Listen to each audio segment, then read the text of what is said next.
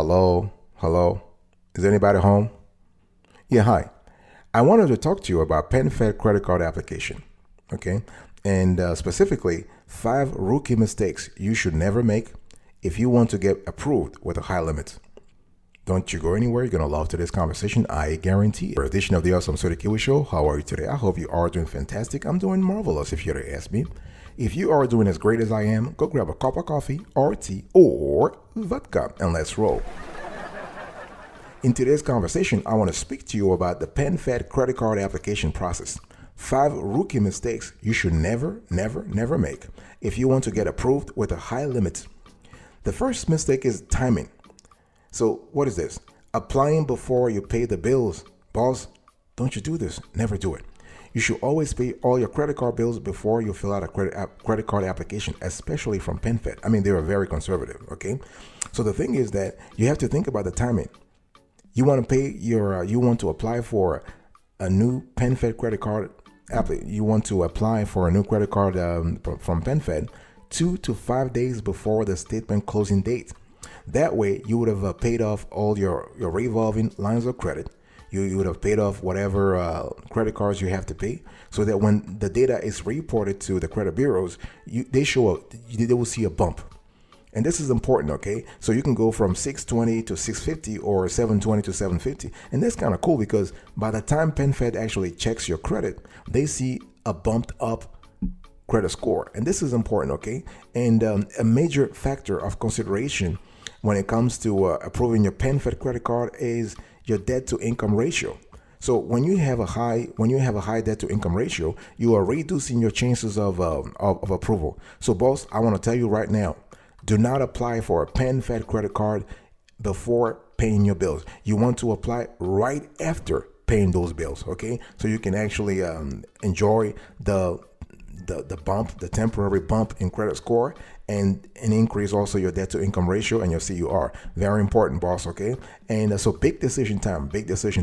Are you currently thinking about applying for a PenFed credit card? Talk to me about that.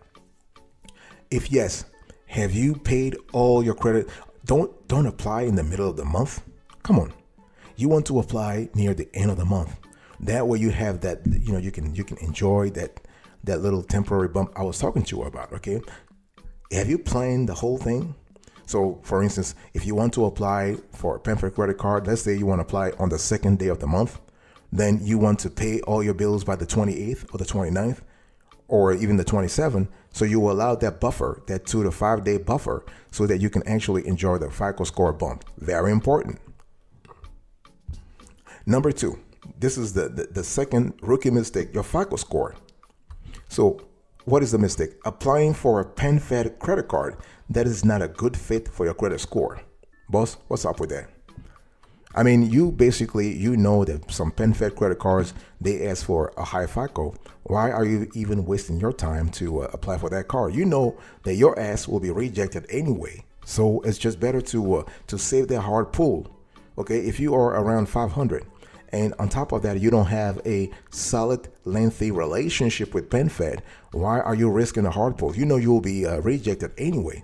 Okay, so it's important to actually apply for a card that fits your FICO score. The thing is that overall, based on our analysis and based on the fact that our team members, are also PenFed and NavyFed members, in other words, we have been there, done that. So if you have a minimum FICO score of 600, you could actually be approved for any PenFed credit card as long as you have a solid relationship with them, okay?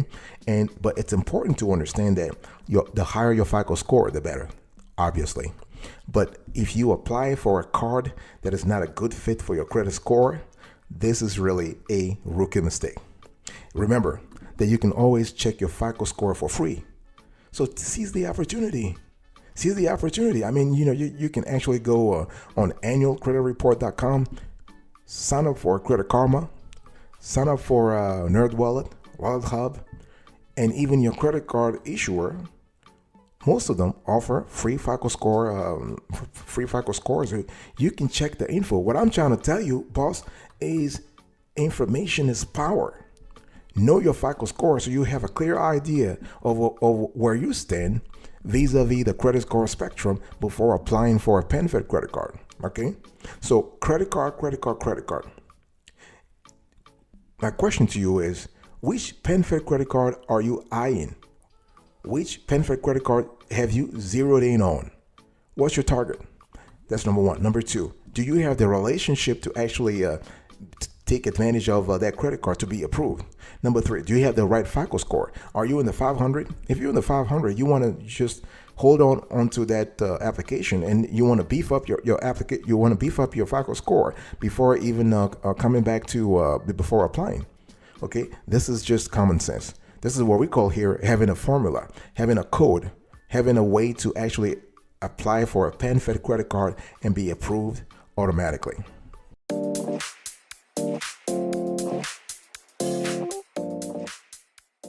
The third rookie mistake that a lot of people make, not a lot of people, but some people make, is lying. You are lying on your PenFed credit card application. What's up with that, boss? Come on, are you a liar? You better not. I hope you're not. Okay, for your own good. I'm not even going into the fact that lying on a credit card application or a loan application is a federal offense. I mean, this is an offense. Okay, that could actually land you in jail. Nobody wants that. And what I'm trying to say here is that you on your credit card application, PenFed is going to ask a few strategic questions, and most questions revolve around your income and your employment, because this is going to help them determine your debt to income ratio. Okay, and you better tell the truth. You better tell the truth. And it's important to understand that if so PenFed is going to ask you to provide information about your income. You don't want to provide lies about your income, lies about your employment, lies about your financial situation in general. Okay, they could always check that, and it's just a childish lie. Let me give you an example. You are lying about your income. Well, you know what? They could verify that through a letter of employment verification. They can verify that through your cash inflows or cash outflows. Because if they ask you for a bank statement, you're going to have to provide that, and they can see. If you have direct deposit with PenFed, they can see it very easily. Even if you don't, they could ask for bank statements from other institutions and double check and cross check whatever the info is and verify that, hey, listen, this person is lying about their income. They can even ask about your W-2s, your 1099s, your tax returns for the last two to 3 years. So the bottom line is that lying on a credit card application, whether it is about a PenFed credit card or any other credit card, that's just bad. It's childish. It's even illegal. Okay, and you don't want to lie about your employment. You know, when have you started working for this company? Well, I started working 10 years ago. For real? Come on, boss. You started 10 days ago, not 10 years ago.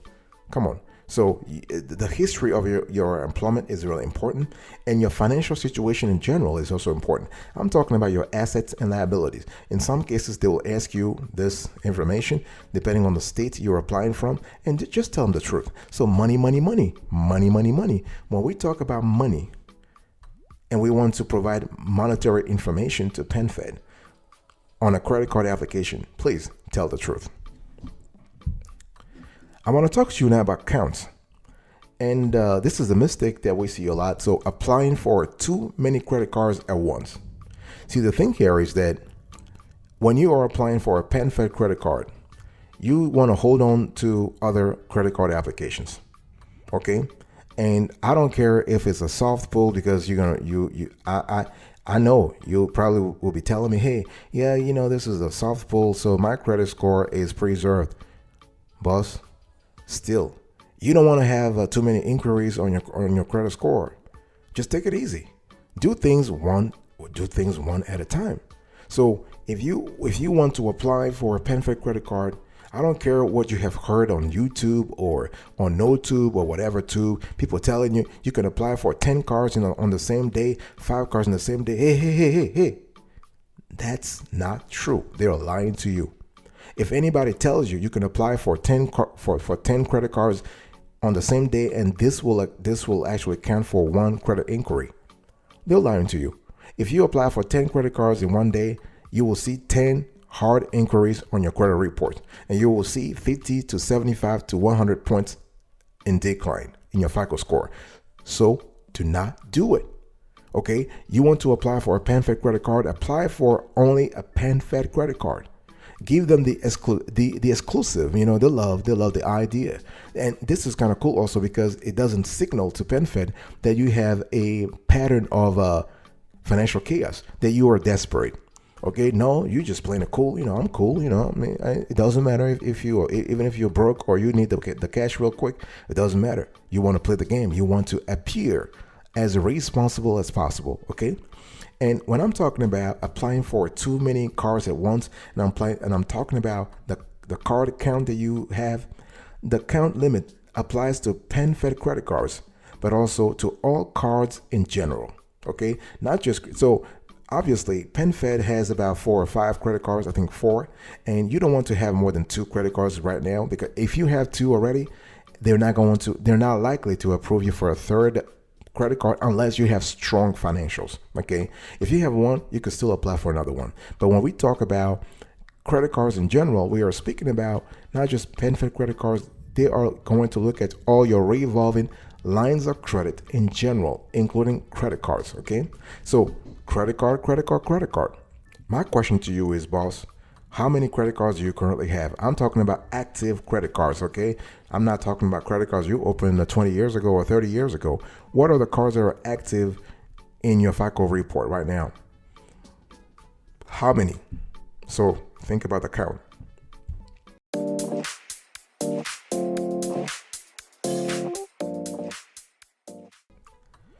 Number 5. Let's talk about spending. Boss, I'm talking to you, cuz let's have a conversation about that. I know you're probably thinking, hey, spending, how does spending apply here? Well, if you apply for a card that doesn't fit your spending habits, that's a mistake. That's a rookie mistake. That's really it's just the disconnect, the dichotomy here is just too high. Okay, you want to consider your spending habits when applying for a credit card at PenFed. In other words, let me ask you a question. Do you travel? Then you want to look for a travel rewards credit card. Do you want cash back? Do you want other perks? Do you want cash back? Do you want rewards on gas purchases, on dining purchases? This is the kind of thing you really have to think about that. Okay, and it requires planning. Okay, are you planning on making some large purchases? Do you spend a lot each month? Talk to me about your household's budget. Let's have a conversation about that, boss. Uncle, grandmother, grandfather, father, mother, I'm talking to you. Aunt, I'm talking to you. Okay? You want to make sure that you apply for a credit card that does fit your spending habits, because the mistake would have been to apply for a credit card that does not fit your spending patterns. Okay? Make sure to apply for a PenFed credit card that offers high credit limits. Okay, so this is important because if you don't do this, your ass will be rejected, because PenFed is going to look at your credit score, your financial situation, and they might think, okay, this person is asking for a travel rewards credit card, but like the Pathfinder credit card, and you're just thinking, hey, listen, based on your credit score, based on your spending habits, based on your DTI, we don't think you can qualify, and they'll just reject your ass. And this is not something that you want, right? So let's say if you spend a lot of money on gas each month, you want to get a PenFed credit card that offers higher rewards on gas spending. If you eat out a lot, it might make more sense to get one that gives extra points for spending on dining. That's what I'm talking about, logic. Okay, if you spend a lot of money abroad, you definitely want to look for a PenFed card that has no international transaction fees. And you can also consider a card with some travel or trip insurance included, as well as all relevant travel perks and rewards. So money. The bottom line here is that we want to think about spending. We want to think about how much the household spending is. You want to think about the best cards to actually match that spending. I'll be right back right after this. Don't go anywhere.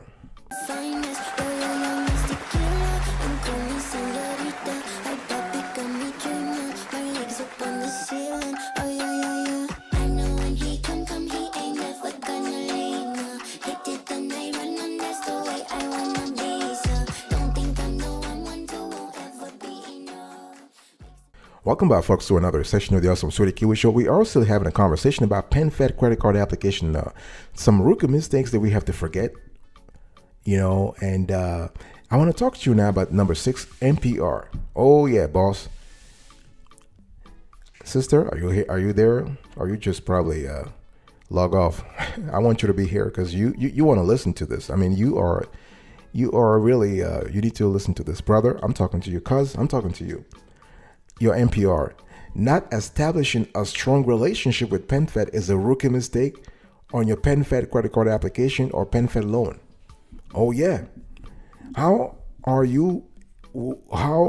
can you expect PenFed to actually approve you for a high limit if you have not reciprocated? If you have not actually opened accounts with them and parked some of your cash with them. I'm not asking you to park like all your cash with them, but you need to park something. They need to see something. Give them something to eat. Give them something to chew. Give them something to actually, they need to see some movements. Cash inflows, cash outflows, that kind of stuff. You really want to have that. Okay, so when we talk about establishing a strong relationship with PenFed, we are looking at the recency of membership. How recent is your membership? Did you just join the PenFed party? I mean, did you become a member last month? Then you want to wait, boss. You want to wait. You can't just be a new rookie on the PenFed turf and ask for a high limit. Take your time. Take it easy. Okay. So we also look at if you have low deposit balances. So we want to look at low deposit balances. That's the mistake because you want to gradually beef up your deposit balances with PenFed. I'm speaking about the money that you have in your checking account, in your savings account, and your IRAs, CDs, MMAs, money market accounts, and whatnot. Okay, if you have only one account, this is not good. If you have one PenFed account, this is not good. I'm going to say it again the third time. You need to have more than 2 accounts, or more than one account. Okay. So you want to have a savings account and a checking account at a minimum. Okay. And you also need to have a direct deposit through a PenFed account. Not having a direct deposit through a PenFed account is a rookie mistake. It's a rookie mistake because you're not actually showing them part of your financial inflows, of your cash inflows, your financial information. Okay. And another mistake is not being a member of PenFed Honors Advantage. This is very important, boss. Boss, are you there?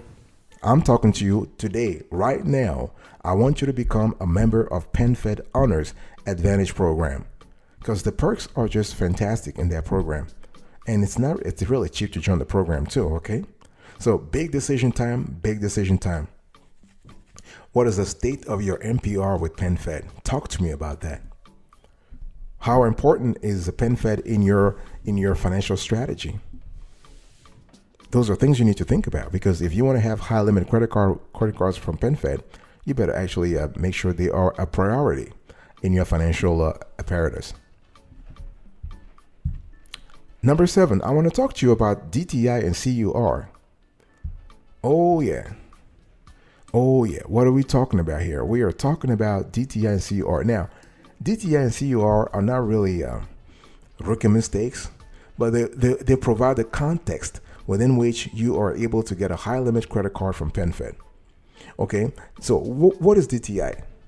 I mean, very briefly, DTI means debt to income ratio. So DTI, debt to income. Okay, and so you basically put your debts as a numerator of the fraction and your income as the denominator of the fraction. So this is the fraction, and you can express the fraction as a percentage. So let's say you make $10,000 a month. And your debt service is $4,000. So your DTI is 40%. So $4,000 divided by $10,000 multiplied by 100. So that's 40%. Very simple. And the DTI is important because it tells PenFed and other lenders for that matter that you are financially responsible, that you live within your means, which is important. Okay. And normally you want a DTI to be around 1/3. So 33% to 30%, even lower. The lower, the better. Same thing for the CUR. CUR means what? Credit utilization ratio. And this CUR concept applies more to revolving lines of credit. So we're speaking about credit cards and lines of credit, okay? And again, the process here is analogous. It's analogous to the DTI process. The lower the better, and you want to revolve around, you want to be around 30 to 33%, okay? The lower the better. And the two correlate in a very simple way. The lower your DTI, the lower your CUR.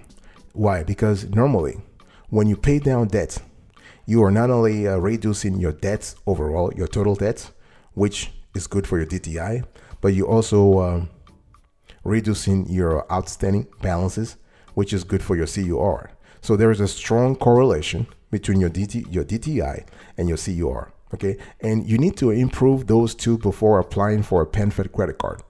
You need to really make sure that they are as low as possible. I'm not asking you to make them be in single digit.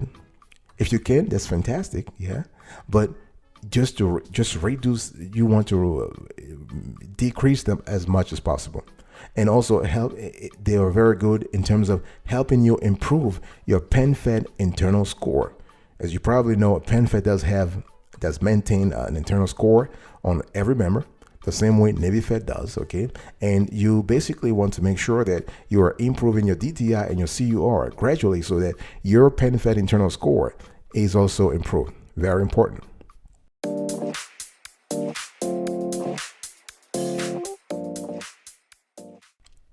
All right, this is the end of today's conversation, boss. I was talking to you about the PenFed credit card application, 5 rookie mistakes you should never make if you want to get approved with a high limit. Number 1, the timing. So applying before you pay the bills, that's a mistake. Number 2, your FICO score. So applying for a card that's not a good fit for your credit score, that's a mistake. Number 3, lying. So lying on your PenFed credit card application, this is not good. Number 4, the counts. Applying for too many cards at once, that's a mistake. Number 5, your spending. So applying for a card that does not fit your spending limits, that's also a rookie mistake. And I've talked about, your MPR. So not established a strong relationship with PenFed is also important. And last but not the least, also you want to pay attention to your DTI and your CUR. Thank you very much for your attention. I really appreciate it. I will see you next time. But until then, remember, stay marvelous.